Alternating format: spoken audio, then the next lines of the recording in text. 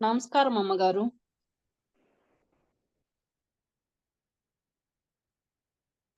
నేను మ్యూట్ లో ఉన్నానా? అందరికీ నమస్కారం. మొదలు పెడదాం. నమస్తే మేడం. Okay madam. నమస్కారం. నమస్తే మేడం, ఈ రోజు కామెంటరీస్ ఆన్ లివింగ్ కదా మేడం? సబ్జెక్ట్ చెప్పండి మేడం. అవునవును, కామెంటరీస్ ఆన్ లివింగ్ చెప్తున్నాను. 71,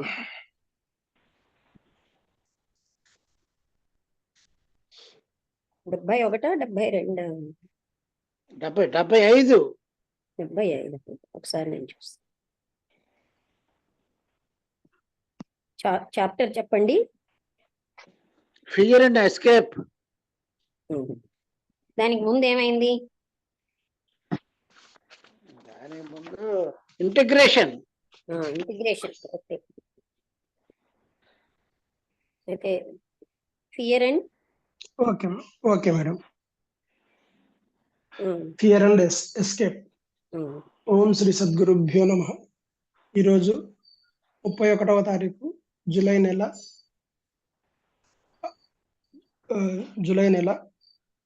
సోమవారం 2023వ సంవత్సరం. కామెంటరీస్ ఆన్ లివింగ్ అనే జిడ్డు కృష్ణమూర్తి గారి పుస్తకంలో ఫియర్ అండ్ ఎస్కేప్ అనే సబ్జెక్ట్ మీద లక్ష్మీ మేడం గారు చదివి వినిపిస్తూ వివరిస్తారు. 7:15 మీకు కన్వీనియంట్ గా ఉందా అందరికి? ఇదే బాగుంది అమ్మగారు టైమింగ్. నాకేంటవుతుందంటే 7కి అయితే నాకు కొళాయి పట్టుకోవడానికి అవట్లే. ఇప్పుడంటే భగవద్గీత క్లాస్ ఉండేది కనుక అది మహా కష్టం అయింది. ఓకే మేడం, బాగుంది మేడం. పావు గంట ఇది కదా, ఏం ప్రాబ్లం లేదు. అంటే అప్పుడు ముగించేయాలని ఉండేది కదా ఆ పరిస్థితి. అవును మేడం. ఇప్పుడు మనం కొంచెం లేట్ అయినా పర్వాలేదు.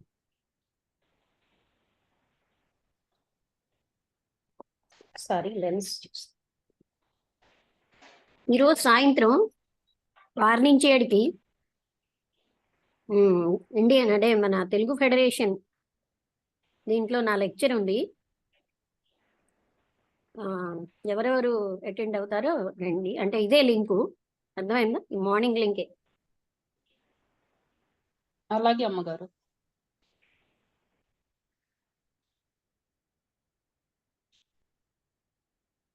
అయితే భయము, అందులోంచి తప్పించుకోవడం. మేమేమో స్థిరంగా ఎక్కుతున్నాం. ఏ రకమైనటువంటి అంటే ప్రత్యేకమైనటువంటి కదలికలు లేకుండా మా కింద ఒక పెద్ద సముద్రం, అంటే అది మేఘాలతో ఉన్న సముద్రం ఉందన్నమాట.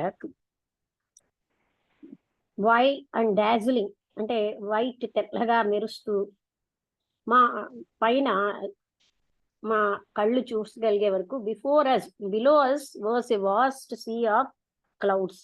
అంటే సముద్రంలాగా మేఘాలు ఉన్నాయి, తెల్లగా మెరుస్తూ మా పైన మా కళ్ళు చూడగలిగే వరకు కనిపిస్తున్నాయి అన్నమాట. అవి ఎంత ఆశ్చర్యకరంగా సాలిడ్ గాను, అంటే మన ఇన్వైట్ చేస్తున్నట్టుగా, అంటే చూడాలనిపిస్తున్నట్టు ఉంది. అప్పుడు మేము ఇంకా మీదకి ఎక్కుతూ ఉంటే ఒక విశాలమైన ఒక సర్కిల్లో breaks in this brilliant loam. అంటే ఇంత ప్రకాశవంతమైన ఫోమ్, అంటే లోమ్ కాదు, ఫోమ్, నురగ అనేది అంటే అక్కడ బ్రేక్ అయినట్టుగా బ్రిలియంట్ ఫోమ్ ఉంది. అండ్ ఫార్ బిలో, ఇంకా కిందని గ్రీన్ ఎర్త్, అంటే వీళ్ళు పైకి వెళ్తున్నారు గనక కిందని ఇవన్నీ ఉన్నాయి అన్నట్టుగా, అంటే మేఘాల కంటే పైనకి వెళ్ళిపోయారు కాబోలు. మా పైన క్లియర్ బ్లూ స్కై, క్లియర్ గా ఉన్న నీలంగా ఉన్న ఆకాశం. అంటే అది శీతాకాలపు ఆకాశం, అంటే శీతాకాలం అనమాట. చాలా సాఫ్ట్ గా, అది ఇంకా కొలవలేనంతగా ఉంది. అయితే మంచుతో కప్పబడినటువంటి బాగా అంటే ఉన్న ఆ పర్వతాలన్నీ కూడా ఒక వరుస క్రమంలో అవి ఉత్తరాన్ని నుంచి దక్షిణానికి వ్యాపించున్నాయి. ఈ సూర్యుడు కాంతులు మెరుస్తున్నాయన్నమాట. ఆ పర్వత శ్రేణులు 14,000 అడుగుల ఎలివేషన్, అంటే 14,000 అడుగుల పైన ఉన్నాయి. కానీ మేము కేవలంగా కొంత we had Ryzen above them and were still climbing. మేము వాటికన్నా పైకి ఎక్కిపోయి ఇంకా ఎక్కుతున్నాం.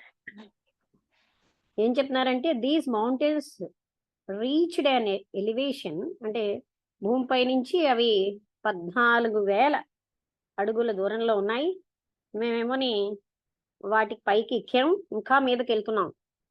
అవి మాకెంతో పరిచితమైనటువంటి పర్వతాగ్రాలు. అవి మాకు ఎంత దగ్గరగానో పవిత్రంగానూ కనిపిస్తున్నాయి. అక్కడ చాలా ఎత్తుగా ఉన్నటువంటి ఆ శిఖరాగ్రాలు ఉత్తరంగా ఉన్నాయి. We short off to the south. మేము అక్కడి నుంచి దక్షిణానికి బయలుదేరామన్నమాట.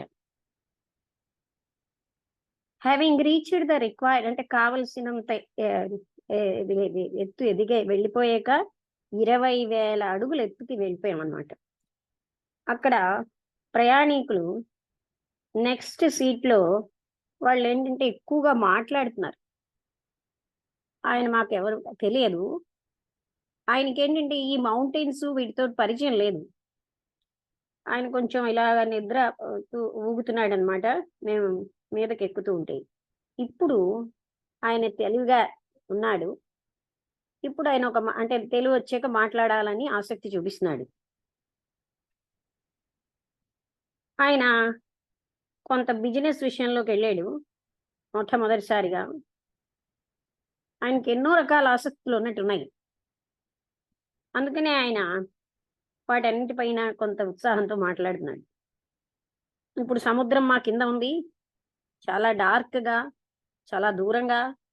కొన్ని అక్కడ ఉన్నటువంటి ఆ ఓడలు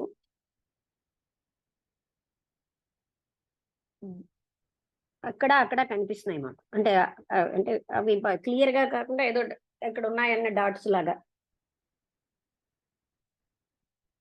అయితే ఎక్కడా కూడా రెక్కల యొక్క శబ్దం ఏమీ లేదు. మేమేమో ఇంకా ముందుకెళ్తున్నాం. పాస్ట్ వన్ లైటెడ్ టౌన్, ఒక బాగా కాంతివంతమైన ఒక పట్టణం మించి ఇంకొక పట్టణానికి ఆ విధంగా వెళ్తున్నాం. అమాంగ్ ద కోస్ట్, అంటే అలాంగ్ ద కోస్ట్, ఆ తీరం వెంబడి అలా వెళ్తున్నాం. ఆయన ఏం చెప్తున్నాడంటే నాట్ టు హ్యావ్ ఫియర్, భయం లేకుండా ఉండడం అన్నది చాలా కష్టం. ముఖ్యంగా ఒక క్రాష్ అంటే అయినప్పుడు. But of all the accidents of life, జీవితంలో ఉన్న అన్ని యాక్సిడెంట్స్లోని క్రాష్లోని ఏ భయం లేకుండా ఉండడం చాలా కష్టం అంటున్నాడు. ఆయన వివాహితుడు, పిల్లలు ఉన్నారు. ఆయన ఎప్పుడు కూడా అండ్ ఎప్పుడు ఆయనలో భయం కనిపిస్తుంది. అంటే భవిష్యత్తు ఒక్కటే కాకుండా భవిష్యత్తు కోసమే కాదు, ప్రతి విషయంలో కూడా ఆయనకి భయం ఉంది. ఆయనకి ఎలాంటి ఫియర్ అంటే ఒక పర్టికులర్ ఆబ్జెక్ట్ ఏం లేదు ఆయన ఫియర్కి, అంటే కారణం. అందువల్ల ఆయన చాలా జయప్రదంగా ఉన్న ఈ భయం అన్నది ఆయన బాధాకరంగాను అలసటతోటి నింపుతోంది. ఆయన చాలా అప్రిహెన్సివ్గా, అంటే అవగాహన అయ్యేటట్టుగా ఉన్నా ఆయనకి నౌ ఇట్ హ్యాడ్ అప్రహెన్సివ్ అంటే ఏంటి, బట్ రాదర్ అప్రహెన్సివ్. చూద్దాం కరెక్ట్ మీనింగ్. అప్రహెండ్ అంటే అర్థం చేసుకోవడం కదా, అవగాహన చేసుకో.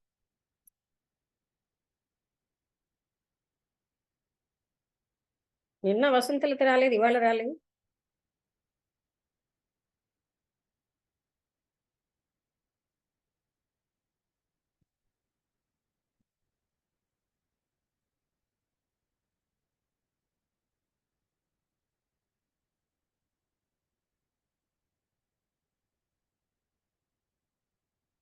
అప్రిహెన్సివ్ మీనింగ్ ఇన్ తెలుగు భయపడే అని అర్థం.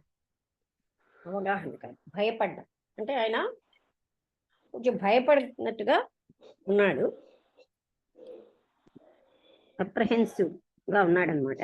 And now it had become extremely persistent. ఇప్పుడు ఆయనకి ఇది చాలా ఎక్కువగా అలా పట్టుంటోంది. ఆయన కలలు ఒక రకమైన భయంతో ఉన్న స్వభావంతో ఉన్నాయి.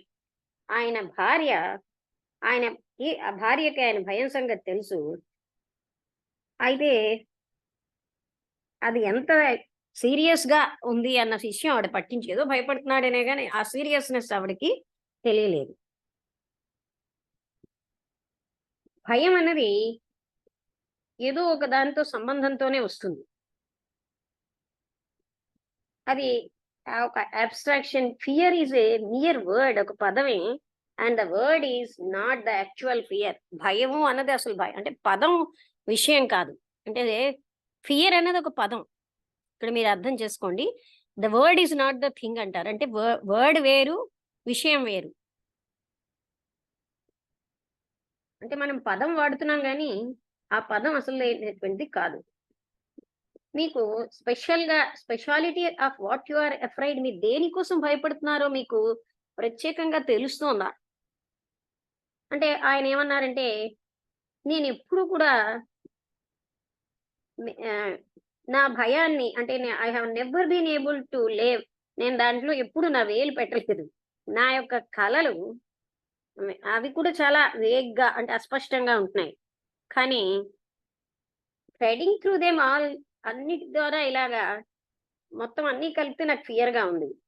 నేను నా ఫ్రెండ్స్తో మాట్లాడాను, తర్వాత డాక్టర్స్తో మాట్లాడాను దీనికోసం, ఈ భయం కోసం. కానీ వాళ్ళు దీన్ని నవ్వేసి అంటే ఈ విషయంలో వాళ్ళు లాఫ్ నవ్వేశారు. లేకపోతే వాళ్ళు నాకు పెద్ద హెల్ప్ అవ్వలేదు. అది నన్ను ఎప్పుడు కూడా బయట పెట్టేస్తోంది. అంటే ఎక్కువ and I want to be free of the beastly thing. అంటే ఈ భయంకరమైన ఈ బీస్లీగా ఉన్న ఈ భయం అంటే నాకు నేను క్లియర్ చేయాలని ఉంది, అందులోంచి స్వేచ్ఛ పొందాలని ఉంది. మీకు నిజంగా స్వేచ్ఛ పొందాలని ఉందా, లేకపోతే అది ఒక ఫ్రేజ్గా మాట్లాడుతున్నారా? నేను క్యాజువల్గా ఉండొచ్చు మాటల్లో, కానీ దీన్ని వదులుచుకోవడానికి నేను ఎంతో ఎక్కువగా అంటే ఎంతైనా నేను అంటే స్పెండ్ చేస్తాను. అంటే ఇక్కడ మనీ అని కాదు, I would give a great deal. ఎంతైనా నేను అంటే అంత ముఖ్యం నాకు అది వదులుచుకోవడం. నేను పర్టికులర్గా ఒక మతపరమైన వ్యక్తిని కాను, కానీ నేనేంటంటే I have but strangely enough, చాలా విచిత్రంగా నేను ప్రార్థన చేశాను నా భయాన్ని తీసిమని. అంటే మామూలుగా అయితే ఆయన ఏమి భగవంతుడు శరణు ఇవేం వేడడు, కానీ ఆయనకు తెలియకుండానే ఈ భయం వల్ల నాకు భయాన్ని పోగొట్టి అని అడిగేట, ప్రే చేసేట.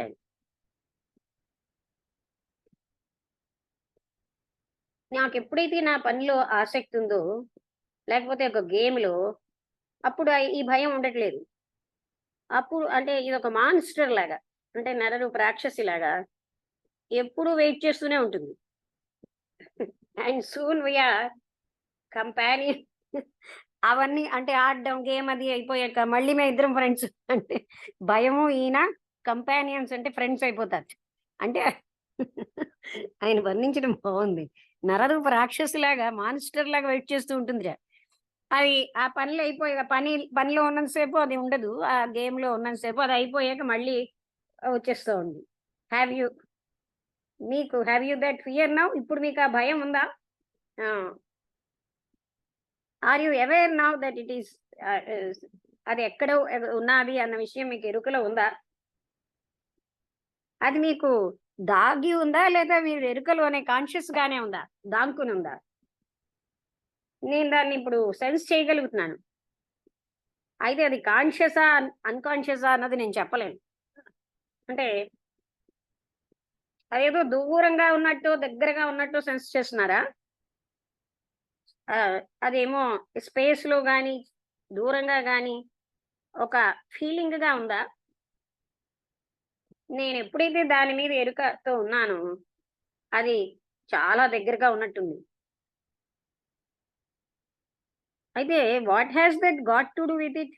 అది ఎందుకు అంటే అది ఎందుకు అలా ఉంటుంది అని.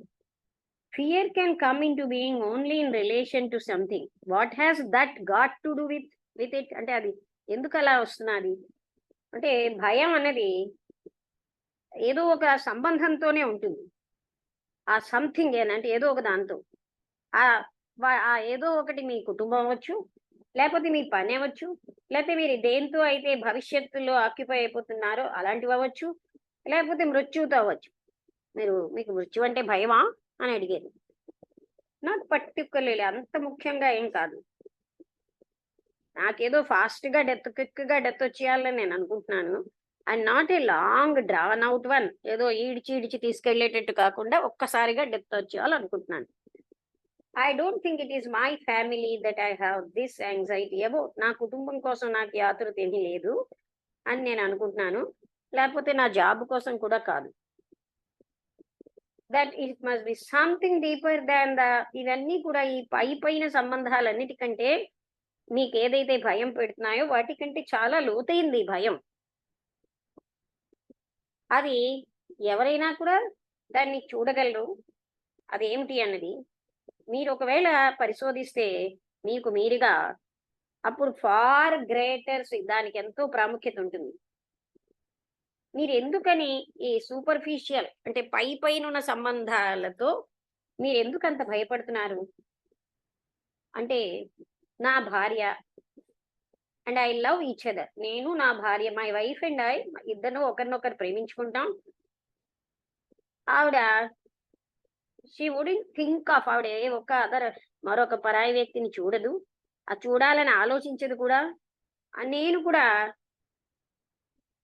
ఈ ఇతర విమెన్ ని ఎప్పుడు కూడా నేను ఆకర్షించలేదు. అంటే ఐఎమ్ నాట్ అట్రాక్టెడ్, అంటే నాకు వాళ్ళంటే ఆకర్షణ ఏమి రాలేదు. మేము ఒకరినొకరు కంప్లీట్నెస్ వీ ఫైండ్ కంప్లీట్నెస్ అంటే మా ఇద్దరిలో పరస్పరం మేము సంతృప్తి పొందుతున్నాం. పిల్లలు మాకు ఒక ఆతురతగా ఉన్నారు. And what one can do and one does, ఏం చేయాలో ఒక వ్యక్తిగా అది చేస్తున్నాం. కానీ with all this economic mess, ఈ ఆర్థికమైన ఇదంతా ప్రపంచంలో ఉన్న దాంతో మాకు అంత చేయగలమో అంత చేస్తున్నాం. అంటే one cannot give them financial security, వాళ్ళకి ఆర్థికమైన భద్రత మేము ఇవ్వలేకపోతున్నాం. And they will have to do the best they can, వాళ్ళు ఎంత చేయగలరో వాళ్ళే చేసుకుంటారు. నా యొక్క జాబు చాలా భద్రంగానే ఉంది, కానీ ఒక సహజమైన భయం, anything happening to my wife, నా భార్యకి ఏమైనా అవుతుందేమో అన్న భయం ఉంది. అయితే మీకు చాలా డీపర్ సంబంధం ఏమిటో మీరు తెలుసుకుంటున్నారు. ఎందుకు మీరు అంత నిశ్చయంగా ఉన్నారు నాకు తెలియట్లేదు, కానీ నేను అలా ఉన్నాను. One has to take some things for granted, అదంటే అవి టేక్ ఇట్ గ్రాంటెడ్ అంటాం కదా, అంటే అలా ఉన్నది అన్నది మాత్రమే అది ఉంటుంది అని నేను అనేసుకుంటున్నాను అన్నట్టుగా ఆయన చెప్తున్నారు. అంటే so you are I don't know but one has to take something for granted. That's not the point, అది విషయం కాదు. Shall we go into it, మనం దాని లోపలికి వెళ్దామా? మీ యొక్క చాలా సన్నిహితమైన ఈ సంబంధ బాంధవ్యాల్లో మీరు ఏది మిమ్మల్ని అంత అంటే ష్యూర్గా ఉండేటట్టు చేస్తుంది? మీరు మీ భార్య ఒకరిలో ఒకరు సంపూర్ణత్వం పొందుతున్నారు అంటున్నారే, దాని అర్థం ఏమిటి? అంటే మేము ఆనందం పడతాం, ఒకరొకరు హ్యాపీగా ఉంటాం పరస్పరం, అలాగే స్నేహంగా అవగాహనతో డీపర్గా అంటే అలా ఉంటున్నాం. ఇంకా లోతైన విధంగా మేము ఒకరి మీద ఒకరు ఆధారపడుతున్నాం. ఇది ఒక అద్భుతమైనటువంటి దెబ్బ. ఇఫ్ ఎనీథింగ్ ఆవిడకి ఏమైనా అయిందనుకోండి, మాలో ఒకరికి ఏదైనా అయినా అది మాకు పెద్ద దెబ్బే. మేము ఆ విధంగా ఆధారపడి ఉంటున్నాం. అంటే without her you mean that, అంటే మీ ఉద్దేశం what you mean by dependent? ఇంకా we are in that sense dependent అన్నారు. అంటే మీ ఉద్దేశంలో డిపెండెన్స్ అంటే ఏమిటి? ఆధారపడ్డం అంటే ఆమె లేకుండా మీరేమీ కాదా? అంటే మీరు అన్ని కోల్పోయినట్టేనా? మీరు పూర్తిగా ఒంటరి అయిపోతున్నారనా? అలాగే మీరు లేకపోతే ఆవిడ అలా ఫీల్ అవుతుందనా?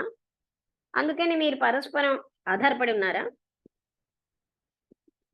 అంటే but what is wrong with that? అందులో తప్పే ఉందండి ఇలా పరస్పరం ఒకరి మీద ఒకరు ఆధారపడితే. ఇప్పుడు మనం దాన్ని ఖండించలేని లేదు, జడ్జి చేయట్లేదు వాటికి, కానీ కేవలంగా మనం దాన్ని ఎంక్వైరీ చేస్తున్నాం, విచారణ చేస్తున్నాం అనమాట. Are you sure you want to go into all this? ఇందు లోపలికి మీకు వెళ్ళాలని తప్పనిసరిగా ష్యూర్గా ఇష్టం ఉందా? You are quite sure? Quite అంటే మీరు సంపూర్ణంగా ష్యూర్గా ఉన్నారా? All right, then let's go on. అలా అయితే మనం లోపలికి వెళ్దాం, ఇంకా లోతులకి చూద్దాం. మీరు లేకుండా, మీ వైఫ్ లేకపోతే మీరు ఒంటరిగా ఉంటారు. మీరేంటంటే ఒక లోతైన విధంగా మీరు ఏమీ కానట్టు, అన్ని కోల్పోయినట్టు అయిపోతారు. అందుకని ఆమె చాలా అవసరం మీకు. మీరు ఆమె మీద ఆధారపడ్డారు మీ యొక్క సంతోషానికి. ఈ ఆధారపడ్డాన్నే ప్రేమ అని అంటున్నారు. మీరేమో ఒంటరిగా ఉండడానికి భయపడుతున్నారు. మీ యొక్క లోన్లీనెస్ ని కవర్ చేయడానికి ఆవిడక్కడ ఉన్నది. ఆవిడ యొక్క ఒంటరితనాన్ని కవర్ చేయడానికి మీరున్నారు.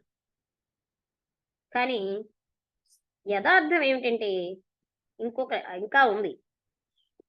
మనం ఈచ్ అదర్ మన యొక్క ఒంటరితనాన్ని పరస్పరం కవర్ చేసుకుంటున్నాం. మనం ఏం చేస్తున్నాం?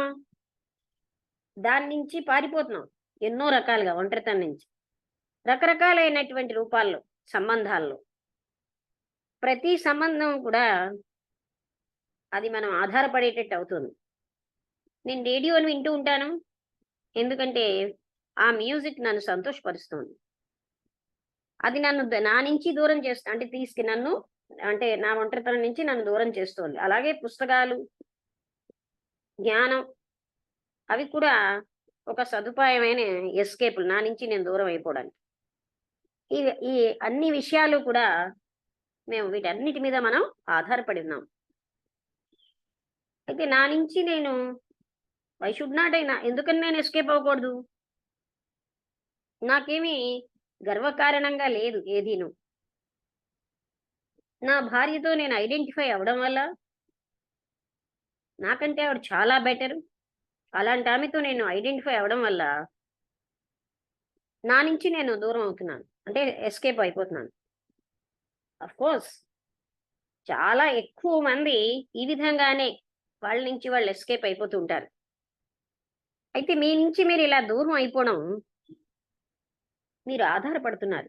ఈ ఆధారపడడం అన్నది చాలా బలంగా అయిపోయింది. ఇలాగా ఎస్కేప్లన్నీ కూడా చాలా ముఖ్యమైపోతున్నాయి. ఆ ఫియర్ అంటే వాట్ ఈజ్ అన్న యథార్థం కంటే ఇదే మనకి ఎక్కువైపోతున్నాయి, ఈ భయాలే. నా భార్య, పుస్తకాలు, రేడియో, అలాగే అవి చాలా అద్భుతంగా ప్రాముఖ్యమైనవి అయిపోతున్నాయి, అతి ముఖ్యమైపోతున్నాయి. ఈ ఎస్కేప్స్ అన్నవి అవి నాకు చాలా అంటే ఇంపార్టెంట్ అన్నమాట. వాటికి నేను ఎంతో విలువిస్తున్నాను. నా నుంచి నేను దూరంగా అయిపోయి, అంటే ఎస్కేప్